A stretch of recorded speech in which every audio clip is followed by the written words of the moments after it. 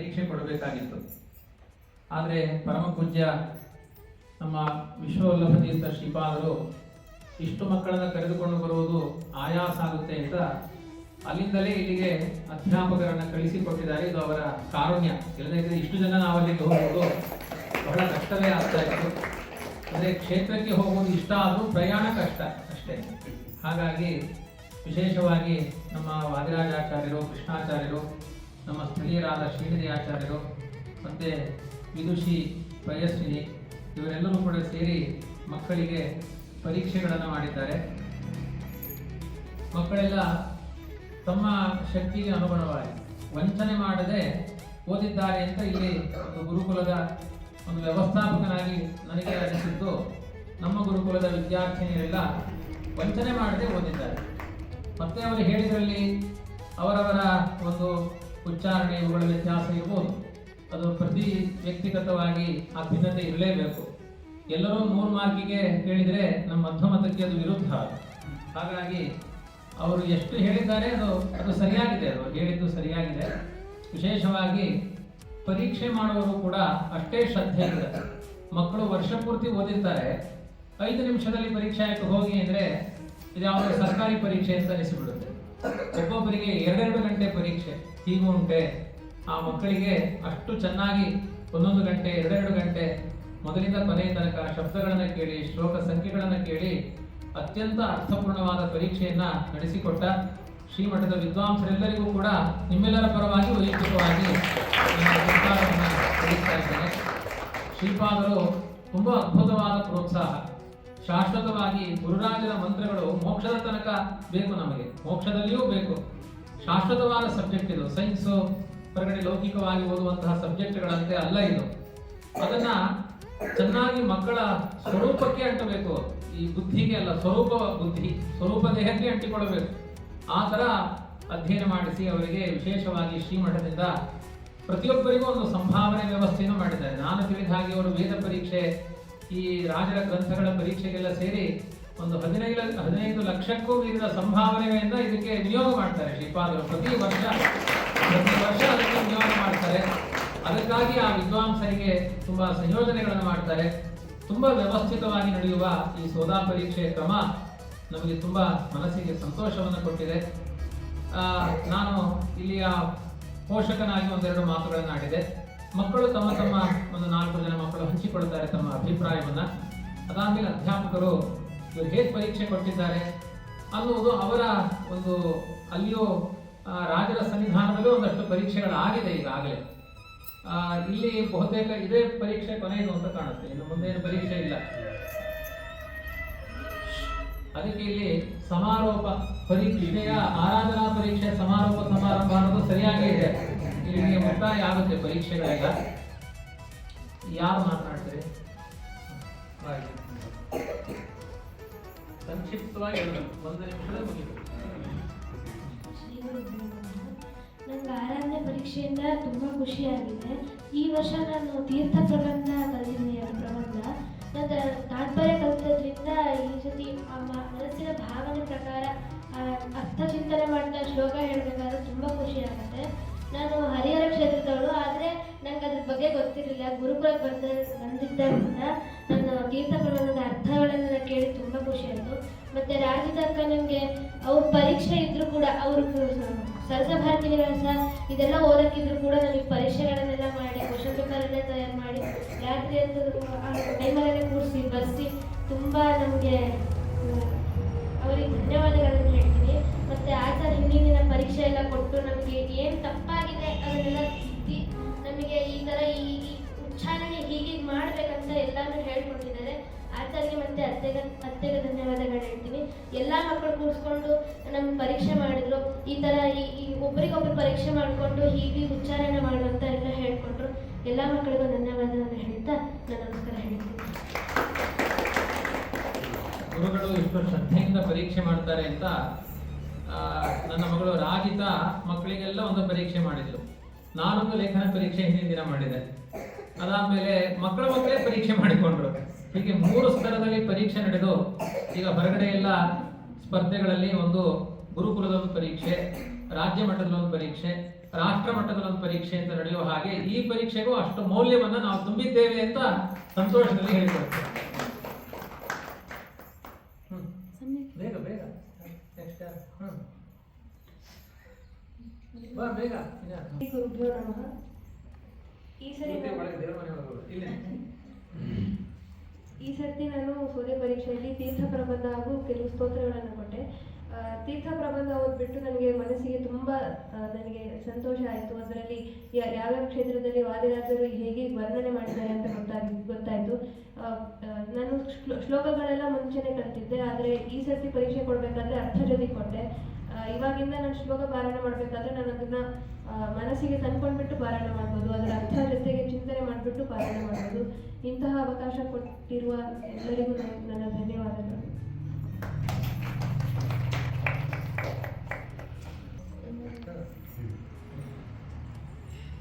ನಾನು ಈ ತೀರ್ಥ ಪ್ರಬಂಧ ಪರೀಕ್ಷೆ ಕೊಟ್ಟಿದ್ದಕ್ಕೆ ನಂಗೆ ತುಂಬ ಸಂತೋಷ ಆಯಿತು.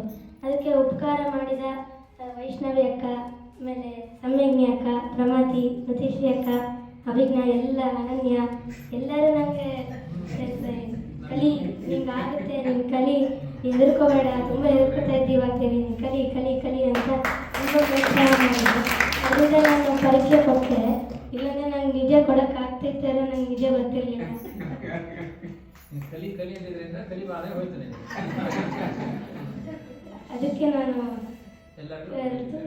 ವಿದ್ವಾಂಸರಿಗೆ ಪರೀಕ್ಷೆ ಅವರಿಗೆಲ್ಲ ಕೊನೆಗೆ ಹೇಳೋದು ಬೇಡ, ಯಾರು ಹೇಳೋದು ಅವ್ರಿಗೆ ಹೇಳಿ. ಬಾ ನೋಡಿ ಬಾ ಎತ್ಕೋ ಬೇಗ.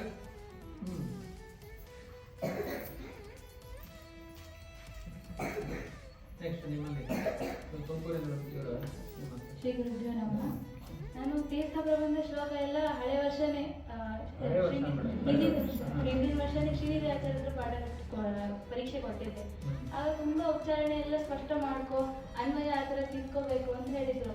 ಅದೇ ಯಾಕಂದ್ರೂ ಗೊತ್ತೇ ಆಗಲಿಲ್ಲ.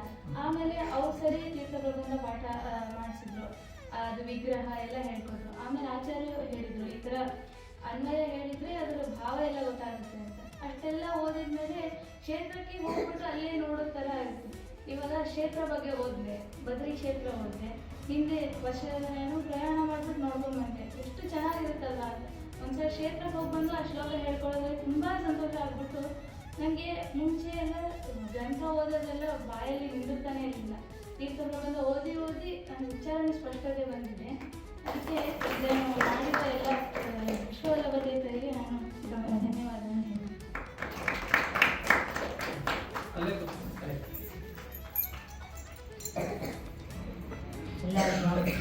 ಸ್ವಾರಿಗೆ ಹೋಗಿ ತಗೋಬೇಕಾಗಿತ್ತು. ಕಾರಣಾಂತರದಿಂದ ಓದಕ್ಕೆ ಸ್ವಲ್ಪ ಅವಕಾಶ ಸಿಗುತ್ತೆ ಅಂತ ನಾನು ಮೈಸೂರು ಬಂದು ತಗೊಂಡೆ. ಮೈಸೂರು ಬಂದು ತಗೊಂಡು ನನಗೆ ತುಂಬ ಖುಷಿಯಾಗಿದೆ. ಯಾಕೆಂದರೆ ಇಲ್ಲಿ ನಾವು ಪರೀಕ್ಷೆ ಬರ್ದಂಗೆ ಇತ್ತು. ಮನೇಲಿ ಇಟ್ಕೊಂಡೆ, ಮನೇಲಿ ಓಡಾಡ್ತಾ ಓದ್ಕೊಂಡು ಮಾಡ್ತೀವಲ್ಲ, ಆ ಥರ ಇತ್ತು ಮನೆ ವಾತಾವರಣ. ಇಲ್ಲಿಯ ಮಕ್ಕಳ ಜೊತೆಗೆಲ್ಲ ಈ ವಾತಾವರಣ ತುಂಬ ಇಷ್ಟ ಆಯಿತು. ತುಂಬ ದಿನದಿಂದ ಇಲ್ಲಿ ಬರಬೇಕು ಅಂತ ಅನ್ಕೋತಾ ಇದ್ದೆ. ವಾದಿರಾಜದ ಒಂದು ಅವಕಾಶ ಮಾಡಿಕೊಟ್ಟು ಪರೀಕ್ಷೆನೂ ನಾನು ಅಂದ್ಕೊಂಡ ಮಟ್ಟಿಗೆ ಇಷ್ಟು ಮಟ್ಟಿಗೆ ಮಾಡ್ತೀನಿ ಅಂತ ಅಂದ್ಕೊಂಡಿಲ್ಲ. ವಾದಿರಾಜ ನನ್ನಲ್ಲಿ ನಿಂತು ಈ ಪರೀಕ್ಷೆನ ಲಿಖಿತ ಮತ್ತು ಎರಡೂ ಪರೀಕ್ಷೆನೂ ಚೆನ್ನಾಗಿ ಮಾಡಿದ್ದೀನಿ ಅಂತ ಅನ್ಕೋತೀನಿ. ರಿಸಲ್ಟ್ ಬಂದಮೇಲೆ ಗೊತ್ತಾಗುತ್ತೆ. ಎಲ್ಲ ಎಲ್ರಿಗೂ ಧನ್ಯವಾದಗಳು. ಹರೇಶ್ ನಾನು ಬೆಂಗಳೂರಿಂದ ಬಂದಿದ್ದೀನಿ. ನಾನು ಹೋದ ಸಲ ನಮ್ಮ ರಿಲೇಷನ್ ಫ್ರೆಂಡ ಸೋನ್ಯಾಗೆ ಹೋಗಿದ್ವಿ. ಅಲ್ಲಿ ಅವ್ರು ಕಟ್ಟಿದ್ವಿ ಎಕ್ಸಾಮ್ ಲಕ್ಷ್ಮೀ ಶೋಭಾನ. ಆಗ ನನಗೆ ಅಲ್ಲಿ ನೋಡಿದ ಮೇಲೆ ನಾನು ಕಟ್ಬೋದಾಗಿತ್ತಲ್ಲ ಅಂತ ಅನಿಸ್ತು. ಆಮೇಲೆ ಮತ್ತೆ ನಾನೇ ಅವ್ರು ಕೇಳಿಕೊಂಡು ಹೆಂಗಾಗೇನು ಅಂತೇಳಿ ಗ್ರೂಪ್ನಾಗ ಆ್ಯಡ್ ಮಾಡಿಕೊಂಡು ಈಗ ಕಟ್ಟಿ. ಈಗ ನನಗೆ ಭಾಳ ಖುಷಿಯಾಗಿದೆ. ಯಾಕಂದ್ರೆ ನಾನು ಈಗ 3 ವರ್ಷದಿಂದ ಲಕ್ಷ್ಮೀ ಶೋಭಾನ ಓದ್ತೀನಿ. ಆದರೆ ನಾನು ಇಷ್ಟು ಮಂದಟ್ಟು ಮಾಡಿಕೊಂಡು ಅದ್ರ ಅರ್ಥ ಮಾಡಿಕೊಂಡು ಅಲ್ಲಿ ಒಂದಿಷ್ಟು ಅರ್ಥ ಆಗ್ತಿತ್ತು, ಆದರೆ ಪೂರ್ಣ ಅರ್ಥ ಮಾಡ್ಕೊಂಡು ಹೋಗ್ತಿದ್ದಿಲ್ಲ. ಆದರೆ ಈ ಸಲದಿಂದ ನಾನು ನಿರ್ಧಾರ ಮಾಡಿದ್ದು ಪ್ರತಿ ವರ್ಷ ಇದನ್ನು ಲಕ್ಷ್ಮೀ ಶೋಭಾನ ಕಟ್ಟಬೇಕು. ಆಮೇಲೆ ಮುಂದೆ ಇವನ್ನೆಲ್ಲ ಯಾವ ಎಕ್ಸಾಮ್ ಬರಲಿ ಅವನ್ನೆಲ್ಲ ಕಟ್ಟಿ ಇನ್ನಷ್ಟು ನನ್ನ ಮನಸ್ಸನ್ನು ಪವಿತ್ರ ಮಾಡ್ಕೋಬೇಕು ಅಂತ ಅಂದ್ಕೊಂಡಿದ್ದೀನಿ. ಇದಕ್ಕೆ ನಿಮಗೆಲ್ಲರ ಅನುಗ್ರಹ ಆಶೀರ್ವಾದ ಬೇಕು. ಧನ್ಯವಾದಗಳು.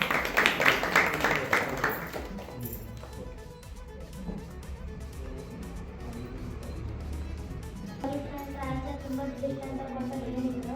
ನನಗೆ ಕಲಿಬೇಕು ಅಂತ ತುಂಬ ಆಸೆ ಇತ್ತು. ಈ ಪರೀಕ್ಷೆಯ ಮೂಲಕ ನಾನು ಬೇಗ ಬೇಗ ಕಲಿತೆ. ಆಮೇಲೆ ಅರ್ಥ ಓದಿದ್ರಿಂದ ನಾವು ಕ್ಷೇತ್ರಗಳಿಗೆಲ್ಲ ಹೋಗಬೇಕಾದ್ರೆ ಅವರನ್ನ ಹೇಳಿದಾಗ ತುಂಬ ಖುಷಿಯಾಗುತ್ತೆ. ಭಗವಂತನ ಮಾಡ್ತಾರೆ ತುಂಬ ತುಂಬ ಉಪಯೋಗ ಆಗಿದೆ. ಸ್ತೋತ್ರಗಳಿಗೂ ಅಷ್ಟೇ ತುಂಬ ಸ್ತೋತ್ರ ಇದೆ ಅಂತ ಗೊತ್ತಿತ್ತು, ಆದರೆ ಅದ್ರ ಮೂಲಕ ವಾದಿರಾಜರ ಮಹಿಮೆನೂ ಗೊತ್ತಿದೆ, ಎಷ್ಟು ಚೆನ್ನಾಗಿ ವರ್ಣನೆ ಮಾಡ್ತಾರೆ. ಮತ್ತು ಸ್ಪಷ್ಟವಾಗಿ ಗೊತ್ತಾಗುತ್ತೆ, ವಾದಿರಾಜರು ಸಾಕ್ಷಾತ್ತಾಗಿ ಮಾಡಿಕೊಂಡು ವರ್ಣನೆ ಮಾಡಿದರೆ ಚೆನ್ನಾಗೇ ಗೊತ್ತಾಗುತ್ತೆ.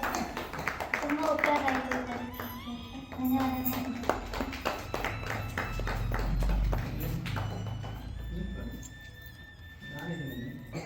ತುಂಬ ಚೆನ್ನಾಗಿ ಹೌದಾ? ತುಂಬ ಚೆನ್ನಾಗಿ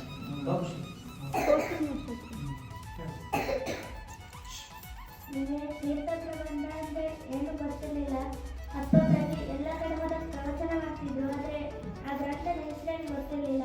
ಇಲ್ಲಿ ಬಂದಾದ್ಮೇಲೆ ಆಚಾರ್ಯ ಪಾಠ ಮಾಡಾದ್ಮೇಲೆ ಉಡುಪಿಲಿದ್ದಾಗ ನನಗೆ ಕೃಷ್ಣನ ಸುಮ್ಮನೆ ದರ್ಶನ ಮಾಡ್ತಿದ್ದೆ, ಏನು ಗೊತ್ತಾಗ್ತಿರ್ಲಿಲ್ಲ ನನಗೆ. ಇಲ್ಲಿ ಆಚಾರ್ಯ ಎಲ್ಲ ಉಡುಪಿ ಕ್ಷೇತ್ರ ಎಲ್ಲ ಕ್ಷೇತ್ರದ ಬಗ್ಗೆ ಹೇಳಾದ್ಮೇಲೆ ಆ ಕ್ಷೇತ್ರ ಅಲ್ಲಿ ಹೋಗಿ ನೋಡಿದಾಗ ವಿಚಿತ್ರ ಅನುಭವ ಆಗ್ತಿತ್ತು. ಆ ಅನುಭವ ಎಷ್ಟು ಖುಷಿ ಆಗ್ತಿತ್ತು ಅಂದರೆ, ಅಯ್ಯೋ ಈ ಥರನೂ ಇದೆಯಲ್ಲ, ನಾನು ಅರ್ಥನೇ ಮಾಡ್ಕೊಂಡಿರಲಿಲ್ಲ ಅಂತ ಒಂದು ಫೀಲಿಂಗ್ ಆಗ್ತಿತ್ತು. ಈಗೆಲ್ಲ ಆದ್ಮೇಲೆ ಈ ತೀರ್ಥ ಪ್ರಬಂಧದಾದ್ಮೇಲೆ ಎಲ್ಲ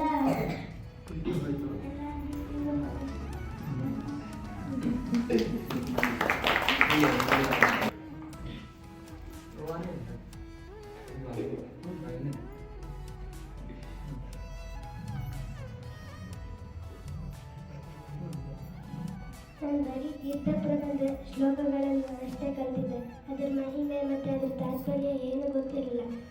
ಈ ಪರೀಕ್ಷೆ ಇಟ್ಟಿನ ಮೂಲಕದಿಂದ ನನ್ನ ತಾತ್ಪರ್ಯವನ್ನು ಕಲಿತೆ. ಆದರೆ ಸ್ತೋತ್ರಗಳು ಗೊತ್ತಿತ್ತು, ಆದರೆ ನನಗೆ ಬರ್ತಿರ್ಲಿಲ್ಲ. ಅದನ್ನು ಪರೀಕ್ಷೆ ಮೂಲಕದಿಂದ ಯಾರು ಹೇಳ್ಕೊಟ್ಟಿದ್ದಾರೆ ತೀರ್ಥ ಪ್ರಬಂಧ ನಿಮಗೆ?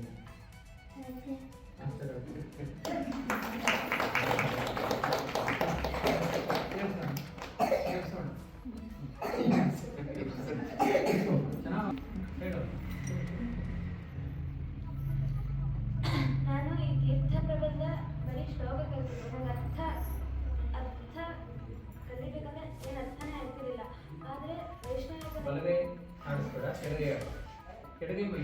ಹಾಂ, ಆದರೆ ನನಗೆ ವೈಷ್ಣವ ಎಲ್ಲ ಹೇಳ್ಕೊಟ್ರು, ಮತ್ತೆ ಅರ್ಥ ಮಾಡಿಸಿ ಹೇಳ್ಕೊಟ್ರು. ಈ ಥರ ಎಲ್ಲ ಹಾದಿರಾಗಿ ವರ್ಣನೆ ಮಾಡಿದ್ರು, ಪ್ರತ್ಯಕ್ಷವಾಗಿ ನೋಡಿ ವರ್ಣನೆ ಮಾಡಿದ್ರು.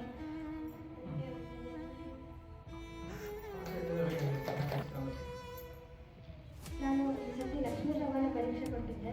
ನನಗೆ ಸೋದೆ 1.5 ತಾಸು ಅಷ್ಟೇ, ನಮಗಿಲ್ಲ. ಆದರೆ ನಾನು ಹೋಗ್ತಿದ್ದೆ ಸ್ವಲ್ಪ ಯಾವಾಗಾದ್ರೂ ಅನ್ನೋನ್ಸತಿ, ಅದರ ಮಹಿಮೆನೇ ಗೊತ್ತಿರಲಿಲ್ಲ. ಇಷ್ಟೊಂದೆಲ್ಲ ವಾದಿರಾಜರು ಹೇಳ್ಕೊಟ್ಟಿದ್ದಾರೆ ನಮಗೆ ಅಂತ.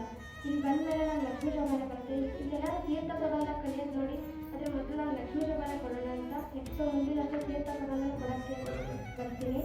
ನಾನು ಲಕ್ಷ್ಮೀ ಶೋಭಾನಿಂದ ತುಂಬ ಭಗವಂತನ ವಿಷಯ ಗೊತ್ತಾಗಿದೆ, ತುಂಬ ಸರ್ವೋತ್ತಮ ಭಗವಂತ. ನನಗೆ ಗೊತ್ತಿರಲಿಲ್ಲ, ಆದರೆ ವಾದಿರಾಜ ನನಗೆ ತುಂಬ ಚೆನ್ನಾಗಿ ಹೇಳಿದ್ದಾರೆ, ಒಬ್ಬನೇ ಸರ್ವೋತ್ತಮ ಅಂತ. ಅಲ್ಲಿ ಎಲ್ಲರೂ ಹೇಳ್ಕೊಟ್ಟವರಿಗೆ ತುಂಬ ಧನ್ಯವಾದಗಳು. ಆಚಾರ್ಯ ನಿನ್ನ ಹೆಸರೇನು? ಅದಕ್ಕೆ ಧನ್ಯವಾದಗಳು. ನಾನು ಮುಂಚೆ ನನಗೆ ವಾದಿರಾಜರ ಬಗ್ಗೆ ಗೊತ್ತಿತ್ತು, ಆದರೆ ವಾದಿರಾಜರು ಎಲ್ಲಿರ್ತಾರೆ ಅಂತ ಗೊತ್ತಿಲ್ಲ. ಇಲ್ಲಿಗೆ ಬಂದಮೇಲೆ ತೀರ್ಥ ಪ್ರಬಂಧ ಎಲ್ಲ ಕಲಿತ್ಮೇಲೆ ನಂಗೆ ಗೊತ್ತಾಯಿತು. ನನಗೆ ಈ ಪರೀಕ್ಷೆ ನನ್ನ ಕಾಂಪಿಟೇಷನಿಂದ ನಾನು ಕೊಡ್ತಾ ಇಲ್ಲ, ವಾದಿರಾಜರಿಗೆ ಮತ್ತು ದೇವರಿಗೆ ಒಪ್ಪಿಸ್ಬೇಕು ಅಂತ ಕೊಡ್ತಾ ಇದ್ದೀನಿ. ಹೇಳ್ಕೊಟ್ಟ ವೈಷ್ಣವಿಕೆಗೆ ಮತ್ತು ಅತ್ತೆ ಆಚಾರ್ಯರಿಗೆ ಧನ್ಯವಾದ. ನನಗೆ ತೀರ್ಥ ಪ್ರಬಂಧ ಅಂತ ಒಂದು ಗ್ರಂಥ ಇದೆ ಅಂತ ನನಗೆ ಗೊತ್ತಿರಲಿಲ್ಲ. ಆಮೇಲೆ ಇಲ್ಲಿ ಬಂದಮೇಲೆ ವಾದಿರಾಜರ ಬಗ್ಗೆ ತಿಳ್ಕೊಂಡು ವಾದಿರಾಜರಲ್ಲಿರುವಂತಹ ತುಂಬ ಸ್ತೋತ್ರಗಳು ಗ್ರಂಥಗಳನ್ನು ಕಲಿತಿದ್ದೀನಿ. ಇದನ್ನೆಲ್ಲರೂ ವಾದಿರಾಜರ ಅಂತರ್ಗತ ಹೈಗ್ರೀವನಿಗೆ ಅರ್ಪಿಸ್ತಾರೆ. ತೀರ್ಥ ಪ್ರಬಂಧ ಮತ್ತು ಶ್ಲೋಕ ಪರೀಕ್ಷೆ ಕೊಟ್ಟಿದ್ದೆ. ಶ್ಲೋಕ ಪರೀಕ್ಷೆ ನಾನು ಏನೂ ಕಲಿತಿರ್ಲಿಲ್ಲ, ಪರೀಕ್ಷೆ ಮಾಡಬೇಕು ಅಂತ ಕರೆದಿದ್ರು. ಅದಕ್ಕೆ ನನಗೆ ಪರೀಕ್ಷೆ ನನಗೆ ಮಾಡಲ್ಲ ಅಂದ್ಕೊಂಡು ನಾನು ಕಲಿತೇ ಇರಲಿಲ್ಲ. ಆಮೇಲೆ ನೀನಷ್ಟೇ ಪರೀಕ್ಷೆ ಕೊಡಬೇಕು ಅಂತ ಹೇಳ್ಬಿಟ್ಟಿದ್ದೆ. ಅದರಿಂದ ನಾನು ಪರೀಕ್ಷೆ ಮಾಡೋಕ್ಕೆ ಹೋಗಲಿಲ್ಲ, ಅದಕ್ಕೆ ನಾನೇ ಕಲಿಯಕ್ಕೆ ಹೋಗಿದ್ದೆ ಅನಿಸುತ್ತೆ. ನನಗೇನು ಬರ್ತಾನೆ ಇರಲಿಲ್ಲ. ಅಲ್ಲಿ ಸುಮ್ಮನೆ ಅಲ್ಲಿ ಅವರು ಮತ್ತೆ ಹೇಳಿ ಇನ್ನೊಂದ್ಸಲ ಹೇಳೋದು 10 ಸಲ ಹೇಳ್ತಿದ್ದಿಗೆ ನನಗೆ ಬಂದ್ಬಿಟ್ಟಿತ್ತು. ಹಾಗಾಗಿ ಇಳ್ಕೊಂಡು ಹೋಗ್ತಿದ್ದೆ. ಆಮೇಲೆ ತೀರ್ಥ ಪ್ರಬಂಧ ನಾನು ಯಾವತ್ತೂ 2 ಗಂಟೆ ಯಾರಿಗೂ ಪರೀಕ್ಷೆ ಕೊಟ್ಟಿಲ್ಲ ಇಲ್ಲಿವರೆಗೂ. ಅಷ್ಟು ಡೀಪಾಗಿ ನನಗೆ ಯಾರು ಪರೀಕ್ಷೆನೇ ಮಾಡಿಲ್ಲ. ಫಸ್ಟ್ ಟೈಮ್ ನಾನು ಅಷ್ಟು 2 ಗಂಟೆಗಳ ಕಾಲ ಪರೀಕ್ಷೆ ಕೊಟ್ಟಿದ್ದು. ತುಂಬ ಖುಷಿ ಆಯಿತು. ನನಗೆ ನಾನು ಕೊಡಲಿಲ್ಲ ಅಂತ ನನಗೆ ಬೇಜಾರಾಗಲಿಲ್ಲ. ನಾನು ಚೆನ್ನಾಗಿ ಕೊಟ್ಟೆ ಅಂತ ನನಗೆ ತೃಪ್ತಿ ಅನ್ನಿಸ್ತು. ಮತ್ತು ರಾಜರ ಗ್ರಂಥಗಳು ತುಂಬ ಚೆನ್ನಾಗಿ, ತೀರ್ಥ ಪ್ರಬಂಧ ತುಂಬ ಚೆನ್ನಾಗಿದೆ. ರಾಜರು ದೃಷ್ಟಾಂತ ಕೊಡಬೇಕಾದ್ರೆ ಒಂದು ಚಿಕ್ಕದನ್ನು ಬಿಡೋದಿಲ್ಲ. ಗದಾಧರನ ವರ್ಣನೆ ಮಾಡಬೇಕಾದ್ರೆ ನಮ್ಮನ್ನು ಉದ್ಧಾರ ಮಾಡುವಂತ ಕೇಳ್ತಾರೆ. ಅಂದರೆ ಹೇಗೆ ಒಂದು ನಾವು ಹೀಗೆ ನಾವು ದಾರಿಯಲ್ಲಿ ಹೋಗ್ಬೇಕಾದ್ರೆ ಒಂದು ಏನಾದರೂ ಬಿದ್ದಿರುತ್ತೆ ಪೆನ್ನೋ ಪೆನ್ಸಿಲು, ನಾವು ಹಾಗೆ ಹೋಗ್ಬಿಡ್ತೀವಿ. ಆದರೆ ರಾಜರು ಕೇಳ್ತಾರೆ, ನಾವು ಹಾಗೆ ಹೋಗ್ಬಿಡ್ತೀವಿ, ಆದರೆ ನೀನು ಆ ಥರ ಮಾಡಬೇಡ, ನಾವು ಆ ಥರ ಬಿದ್ದಿದ್ರು ಕೂಡ ನಮ್ಮನ್ನು ಕಾಲಿಂದ ಅದು ಸರಿಸ್ಬಿಡು, ನಾವು ಉದ್ಧಾರ ಆಗ್ಬಿಡ್ತೀವಿ ಅಂತ ತುಂಬ ಭಾವುಕತೆಯಿಂದ ನಮ್ಮ ಪ್ರೀತಿಯಿಂದ ಅಷ್ಟೊಂದು ಪ್ರಾರ್ಥನೆ ಮಾಡ್ತಾರೆ. ನಾನು ನನ್ನ ಗುರುಗಳಿಗೆ ಮತ್ತು ರಾಜರಿಗೆ ಧನ್ಯವಾದವನ್ನು ಹೇಳ್ತೀನಿ.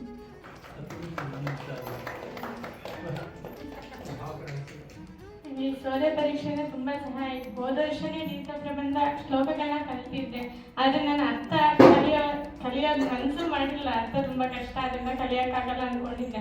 ಸೋದೆ ಪರೀಕ್ಷೆ ಇಟ್ಟಿರೋದ್ರಿಂದ ನಾನು ಕಲಿಬೇಕಾಗಾಯಿತು. ಆದರೆ ಆ ಅರ್ಥ ಕಲಿತ ಮೇಲೆ ತುಂಬ ವಿಷಯ ತಿಳ್ಕೊಂಡೆ. ಸಖ್ಯ ಪರ್ವತದ ವರ್ಣನೆ ಆಗಿರ್ಬೋದು, ಅಥವಾ ಸುಬ್ರಹ್ಮಣ್ಯ ಯಾಕೆ ಗುಹೆಯಲ್ಲಿ ಕೂತಿದ್ದಾನೆ ಅಂತ ವರ್ಣನೆ ಮಾಡಿರೋದು ತುಂಬ ವಿಶೇಷವಾಗಿ ಚಮತ್ಕಾರದಿಂದ ವರ್ಣನೆ ಮಾಡ್ತಾರೆ. ಸುಮ್ಮನೆ ಗುಹೆಯಲ್ಲಿ ಕೂತಿರೋದು ಒಂದು ಸಣ್ಣ ಪಾಯಿಂಟು ಬಿಡಲ್ಲ, ಎಲ್ಲ ಕಡೆ ಗುಹೆಗೆ ಯಾಕೆ ಹಾಗೆ ಚೆನ್ನಾಗಿ ವರ್ಣನೆ ಮಾಡಿದ್ದಾರೆ. ಅದನ್ನ ತುಂಬ ಖುಷಿ ಆಯ್ತು ಅದನ್ನ ಕಲಿತು. ಸ್ತೋತ್ರಗಳು ಅಷ್ಟೇ, ಏನು ಅಷ್ಟೊಂದು ಸ್ತೋತ್ರಗಳು ಬರ್ತಿರ್ಲಿಲ್ಲ. ಇದರಲ್ಲಿ 7 ಸ್ತೋತ್ರಗಳನ್ನ ಪರೀಕ್ಷೆ ಕೊಟ್ಟು ತುಂಬ ಖುಷಿ ಆಯಿತು. ಇದರಿಂದ ನನ್ನ ಪರೀಕ್ಷೆಗೆ ತಯಾರು ಮಾಡಿದಂಥ ಆಚಾರ್ಯ ಮತ್ತು ಅಷ್ಟಕ್ಕೆ ಧನ್ಯವಾದನ ತಿಳಿಸ್ತೀನಿ. ನಾನು ಕೊಟ್ಟಂಥ ಪರೀಕ್ಷೆಯನ್ನು ವಾದಿರಾಜರ ಪರೀಕ್ಷೆ ಆದವರ ಫಲಿತಾಂಶವನ್ನು ಈಗ ಪ್ರಕಟಗೊಳಿಸ್ತಾ ಇದ್ದೇನೆ. ಗುರುಗಳು ಪರೀಕ್ಷೆ ಕೊಟ್ಟ ಪ್ರತಿಯೊಬ್ಬ ಅಭ್ಯರ್ಥಿಗಳಿಗೂ ಕೂಡ ರಾಜರ ಅನುಗ್ರಹ ರೂಪವಾಗಿ ಪ್ರಶಸ್ತಿ ಪತ್ರ ಹಾಗೂ ಸಂಭಾವನೆಯನ್ನ ಕೊಡ್ತಾರೆ. ಪ್ರಶಸ್ತಿ ಪತ್ರವನ್ನ ತಮ್ಮ ಮನೆಗಳಿಗೆ ನಾವು ಪೋಸ್ಟ್ ಮೂಲಕ ಕಳಿಸ್ತೇವೆ. ಈಗ ಕೇವಲ ಸಂಭಾವನೆಯನ್ನ ಅವರು ತೆಗೆದುಕೊಂಡ ಅಂಕಗಳ ಮೂಲಕ ಸ್ವಾಮಿಗಳ ಅನುಗ್ರಹ ರೂಪದಲ್ಲಿ ಕೊಟ್ಟಿದ್ದಾರೆ. ಅದನ್ನ ವಿದ್ವಾಂಸರಾದಂತಹ ಗುರುಗಳಾದ ಶ್ರೀ ವಿಜೇಂದ್ರಾಚಾರ್ಯರು ಎಲ್ಲರಿಗೂ ಕೊಡಬೇಕು ಅಂತ ನಾನು ಕೇಳ್ಕೊಳ್ತೇನೆ. ಪ್ರಪ್ರಥಮವಾಗಿ ಪರೀಕ್ಷಕರಾಗಿ ಬಂದಿದ್ದೇವೆ ಇವತ್ತು. ತ್ರೈ ಗುರುಕುಲದಲ್ಲಿ ವೇದಾಂತ ಅಧ್ಯಾಪಕರಾಗಿದ್ದಾರೆ ಶ್ರೀನಿಧಿ ಆಚಾರ್ಯ ಇವರು ಬಂದು ಆಚಾರ್ಯರಲ್ಲಿ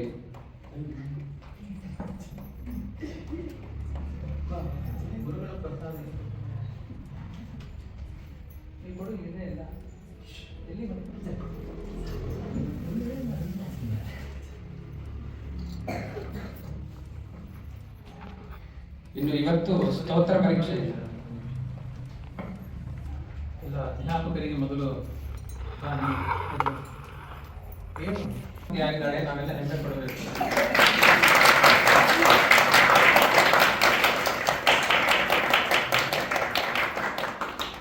ನೀವು ಮುಟ್ಬಿಡಿ.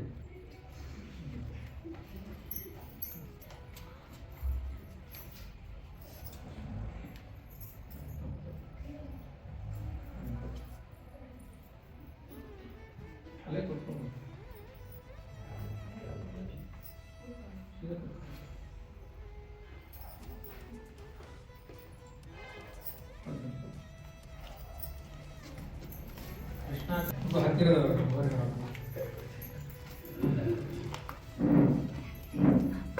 ವಿದ್ಯಾರ್ಥಿ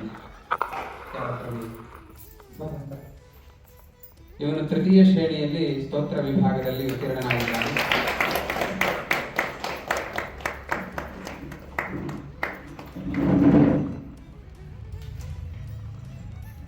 ರಘುನಂದನ ಇವನು ಸ್ತೋತ್ರ ವಿಭಾಗದಲ್ಲಿ ದ್ವಿತೀಯ ಶ್ರೇಣಿಯಲ್ಲಿ ಉತ್ತೀರ್ಣನಾಗಿದ್ದಾನೆ.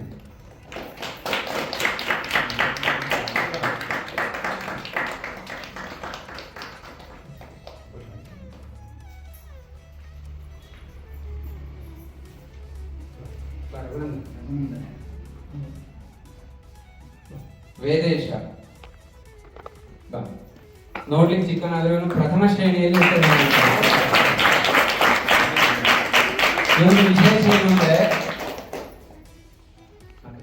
ಇವೊಂದು ವಿಶೇಷ ಏನು ಅಂದ್ರೆ ನೀವು ಸ್ತೋತ್ರದಲ್ಲಿ ಯಾವ್ದಾದ್ರು ಒಂದು ಪದ ಹೇಳಿ, ಆ ಸ್ತೋತ್ರ ಶುರುವಿಂದ ಆ ಪರ್ಟಿಕ್ಯುಲರ್ ಆಗಿ ಆ ಶ್ಲೋಕವನ್ನು ಹೇಳ್ತಾನೆ.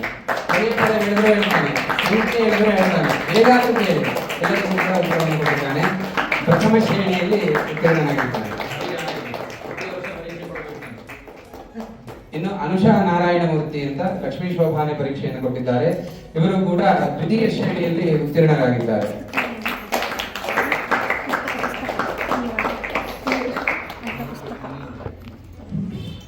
ತುಳಸಿ ವೆಂಕಟೇಶ ಅಂತ ಇವರು ಕೂಡ ವೈಕುಂಠ ವರ್ಣನೆಯ ವಿಭಾಗದಲ್ಲಿ ಇವತ್ತು ಪರೀಕ್ಷೆಯನ್ನು ಕೊಟ್ಟಿದ್ದಾರೆ. ಇವರು ಪ್ರಥಮ ಶ್ರೇಣಿಯಲ್ಲಿ ಉತ್ತೀರ್ಣರಾಗಿದ್ದಾರೆ.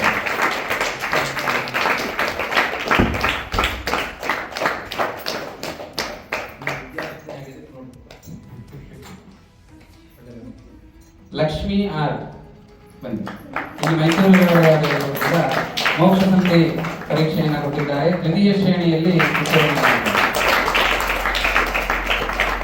ಉಮಾರಘುತ್ತಮನ್ ಇವರು ಕೂಡ ಲಕ್ಷ್ಮೀ ಶೋಭಾನೆ ವಿಭಾಗದಲ್ಲಿ ಪರೀಕ್ಷೆಯನ್ನು ಕೊಟ್ಟು ದ್ವಿತೀಯ ಶ್ರೇಣಿಯಲ್ಲಿ ಉತ್ತೀರ್ಣರಾಗಿದ್ದಾರೆ.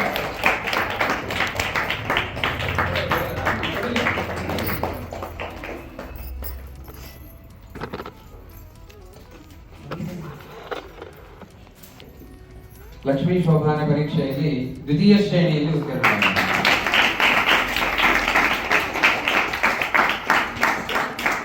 ಸುವರ್ಣ ಕೆ ಇವರು ಕೂಡ ಲಕ್ಷ್ಮೀ ಶೋಭಾನೆ ಪರೀಕ್ಷೆಯಲ್ಲಿ ದ್ವಿತೀಯ ಶ್ರೇಣಿಯಲ್ಲಿ ಆ ಪರಂಪರೆಯಲ್ಲಿ ಬಂದು ಇವರ ಹೆಸರು ಈಗ ಜಮಖಂಡಿ ವಾದಿರಾಜಾಚಾರ್ಯ ಅಂತಾನೆ ಆ ಪರಂಪರೆಯಲ್ಲಿ ಬಂದವರು ಅಂತ ನಾಮಕರಣ ಮಾಡಿ ಪೂನಾದಲ್ಲಿ ದೇವದತ್ತ ಪಾಟೀಲ್ರು ಅಂತ ಒಳ್ಳೆ ತರ್ಕ ವಿದ್ವಾಂಸರು, ತುಂಬಾ ಜಾಣ ಇದ್ದವ್ರು ಮಾತ್ರ ಅವ್ರ ಹತ್ರ ಓದಲಿಕ್ಕಾಗುತ್ತೆ.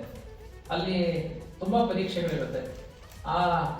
ಅಲ್ಲಿ ಅಧ್ಯಯನ ಮಾಡಿ ವಿದ್ಯಾಪೀಠದೆಲ್ಲ ಅಧ್ಯಯನ ಮುಗಿದ ಮೇಲೆ ಅಲ್ಲಿ ವಿಶೇಷ ಅಧ್ಯಯನ ಮಾಡಿ ಈಗ ಸುಧಾದಿ ಗ್ರಂಥಗಳನ್ನ ಪಾಠ ಮಾಡ್ತಾ ಇದ್ದಾರೆ. ತುಂಬಾ ವಿನೀತರು ಮತ್ತೆ ಅಷ್ಟೇ ವಿದ್ವಾಂಸರು, ಎರಡೂ ಸಮಾವೇಶ ಬಹಳ ಅಪರೂಪ.